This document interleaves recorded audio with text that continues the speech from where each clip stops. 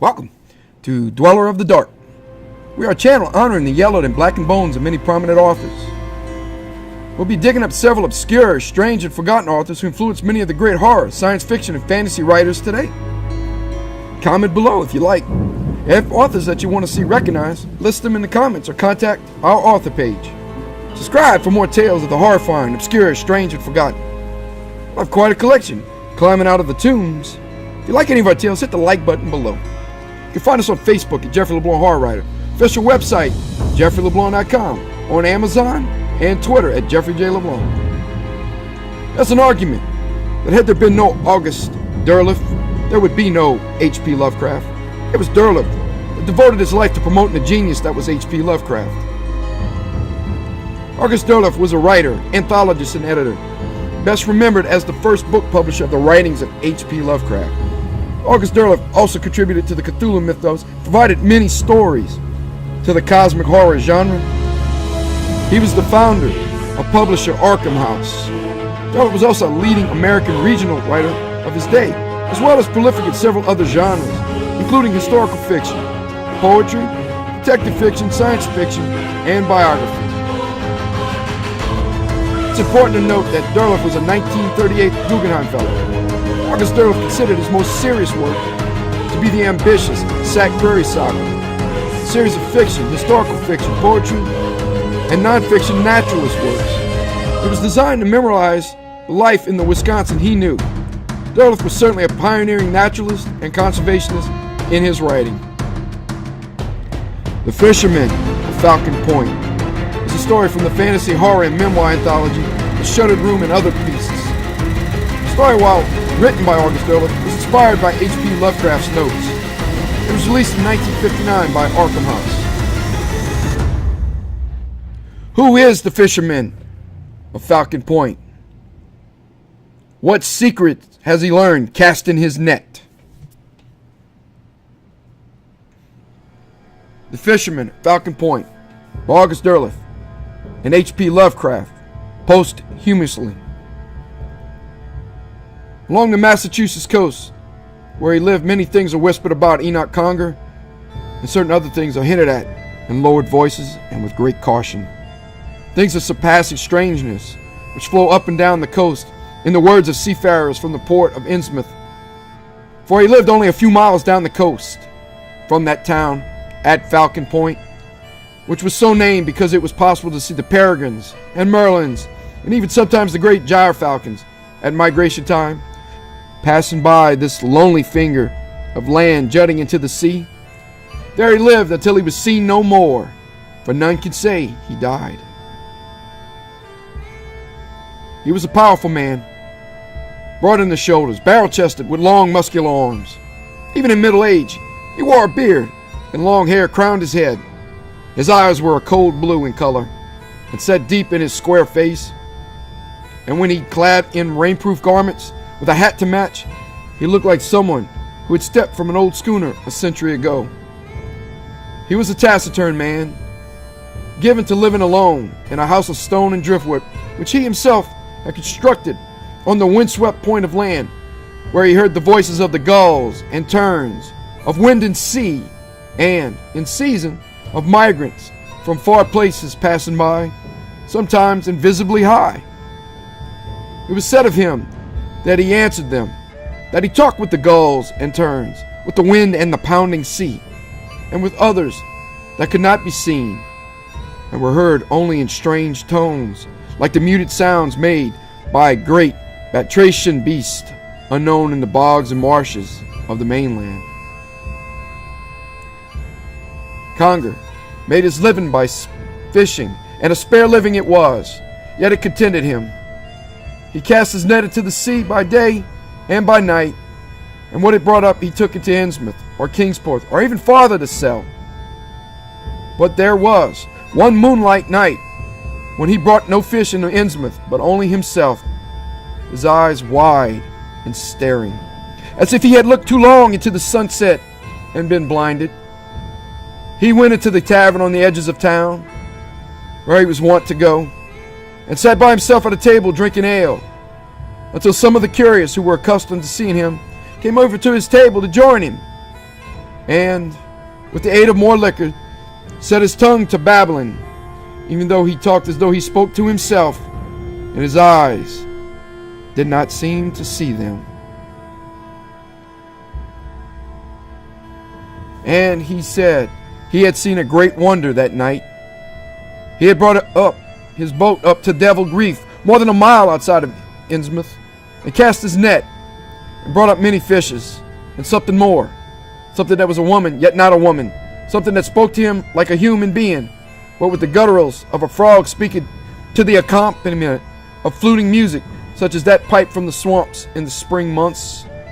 Something that had a wide slash of a mouth, but soft eyes, and that wore, beneath the long hair that trailed from her head, slits that were like gills. Something that begged and pleaded for its life and promised him his own life, if ever the need came upon him. A mermaid, said one with laughter. She was not a mermaid, said Enoch Conger, for she had legs, though her toes were webbed. She had hands, though her fingers were webbed. And the skin of her face was like that of mine, though her body was the color of the sea. They laughed at him and made many a jest, but he heard them not. Only one of their number did not laugh, for he had heard strange tales of certain things known to old men and women of Innsmouth from the days of the clipper ships and the East India trade, of marriages between the men of Innsmouth and sea women of the South Pacific Islands, of strange happenings in the sea near Innsmouth. He did not laugh, but only listened, and later slunk away and held his tongue, taking no part in the jesting of his companions. But Enoch Conger did not notice him any more than he heard the crude baiting of his tavern companions, going on with his tale, telling of how he had held the creature caught in the net in his arms, describing the feeling of her cold skin and the texture of her body, telling of how he had set her free and watched her swim away and dive out of sight off the dark mound of Devil Reef, only to reappear and raise her arms aloft to him and vanish forever. After that night, Enoch Conger came seldom to the tavern, and if he came, sat by himself, avoiding those who would ask him about his mermaid and demand to know whether he had made any proposal to her or he had set her free. He was taciturn once more, spoke little, but drank his ale and departed. But it was known that he did not again fish at Devil Reef. He cast his net elsewhere, closer to Falcon Point. And though it was whispered that he feared to see again the thing he had caught in his net that moonlit night, he was seen often, standing on the point of land, looking out into the sea, as if watching for some craft to make its appearance over the horizon, or longing for that tomorrow which looms forever, but never arrives for most searchers for the future, or indeed for most men, whatever it is they ask and expect of life. Enoch Conger retired into himself more and more, and from coming seldom to the tavern at the edge of Innsmouth, he came not at all, preferring to bring his fish to market and hasten home with such supplies as he might need, while the tale of his mermaid spread up and down the coast and was carried inland to Arkham and Dunwich and along the Miskatonic and even beyond, into the dark wooded hills where lived people who were less inclined to make sport of his tale. A year went by, and another, and yet another, and then one night the word was brought to Innsmouth that Enoch Conger had been grievously hurt at his lonely occupation, and only rescued by two other fishermen who had come by and seen him lying helpless in his boat. They had brought him to his house on Falcon Point, for that was the only place he wished to go, and had come back hastily to Innsmouth for Dr. Gilman. But when they returned to the house of Enoch Conger with Dr. Gilman, the old fisherman was nowhere to be seen. Dr. Gilman kept his own counsel, but the two who had brought him whispered into one ear after another a singular tale, telling how they had found in the house a great moisture, a wetness clinging to the walls, to the doorknob, even to the bed to which they had lowered Enoch Conger only a short while before, hastening for the doctor. And on the floor a line of wet footprints, made by feet with webbed toes. A trail that led out of the house and down to the edge of the sea. And all along the way, the imprints were deep, as if something heavy had been carried from the house, something as heavy as Enoch. But though the tale was carried out about, fishermen were laughed at and scorned. For there had been only one line of footprints, and Enoch Conger was too large a man for but one other to bear him for such a distance. And besides, Dr. Gilman had said nothing to say that he had known of webbed feet on the inhabitants of Innsmouth, and knew, since he had examined him, that Enoch Conger's toes were as they should have been. And those curious ones who had gone to the house on Falcon Point to see for themselves what was to be seen came back disappointed at having seen nothing, and added their ridicule to the scorn of others for the hapless fishermen, silencing them. For there were those who suspected them of having made away with Enoch Conger, and whispered this too abroad. Wherever he went, Enoch Conger did not come back to the house on Falcon Point. And the wind and the weather had their way with it, tearing away a shingle here and a board there, wearing away the bricks of the chimney, shattering the pane. And the gulls and terns and falcons flew by without hearing an answering voice.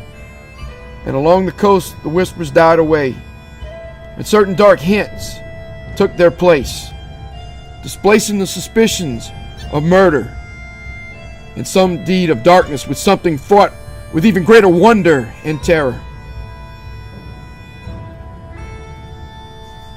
For the venerable old Jedediah Harper, patriarch of the coastal fishermen, came ashore one night with his men, swore that he had seen swimming off Devil's Reef a strange company of creatures, neither entirely human nor entirely batracian, amphibian creatures that passed through the water, half in the manner of men and half in the manner of frogs, a company of more than 20 male and female.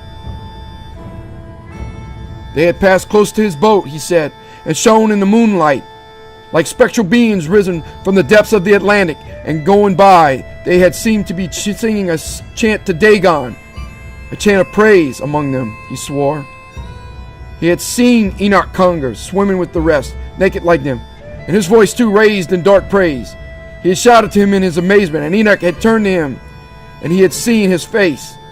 Then the entire school of them, Enoch Conger as well, dove under the waves and did not come up again.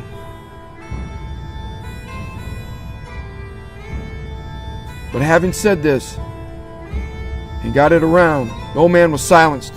It was told by certain of the Marsh and Martin clan, who were believed to be allied to strange sea dwellers, and the Harper boat did not go out again, for afterward he had no need of money, and the men who were with him were silent too.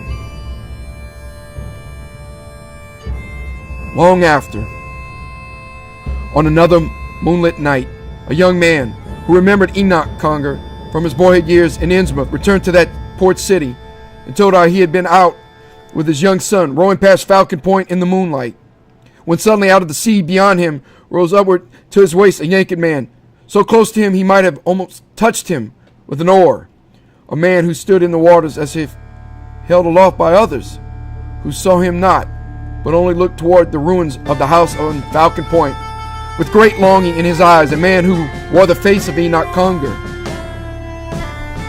The water ran down his long hair and beard and glistened on his body, and was dark where beneath his ears he appeared to wear long slits in his skin, and then as suddenly and strangely as he had come, he sank away again. And that is why, along the Massachusetts coast, near Innsmouth, many things are whispered about Enoch Conger, and certain others are hinted at in lowered voices.